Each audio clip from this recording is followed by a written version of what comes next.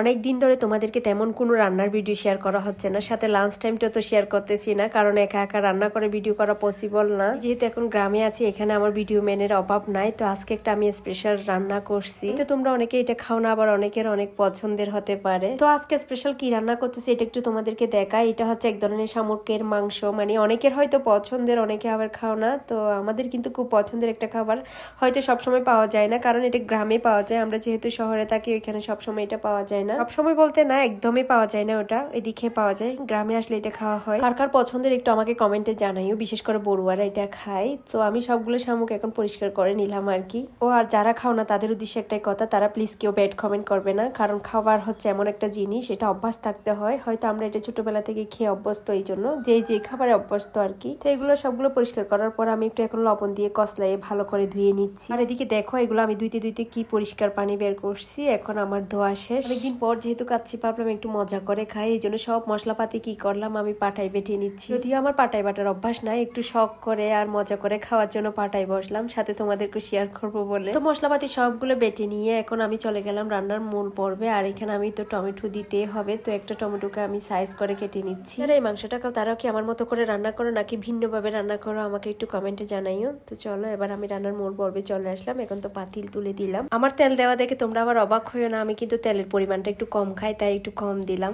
একে একে আমি আমার মশলাপাতিগুলো দিয়ে দিচ্ছি। আমি কিন্তু সব রান্না এই স্টাইলে করি, সো এটাও আমি সেম ভাবে করতেছি। একটার পর একটা নেড়ে চেড়ে ভালোভাবে দিয়ে দিচ্ছি। মশলা নাকি যত কষায়, মানে রান্নার স্বাদটা নাকি তত বেশি হয়, এই জন্য আমি চেষ্টা করতেছি একটু মজা করে রান্না করার জন্য। আর এদিকে দেখো, আমি কষাইতে কষাইতে মশলাগুলোকে একদম ঘন করে ফেলছি, মানে একটু সময় নিয়ে কষাইছি আর কি। এবার আমি ফার্স্টে দিয়ে দিব টমেটো। আমি প্রত্যেক রান্নাতে মানে টমেটোগুলো ফার্স্টে এরকম কষানো মশলার সাথে দিয়ে দিই। এর সাথে ধুয়ে রাখা মাংসগুলো দিয়ে ভালোভাবে নেড়ে চেড়ে যাতে মাংসের সাথে মশলাগুলো একদম মিশে যায়। দেখো আমি কি পরিমাণ নাড়তেছি, নাড়তে নাড়তে বেশ কিছুক্ষণ নাড়ার পর ঢাকনাটা দিয়ে বসিয়ে দিব।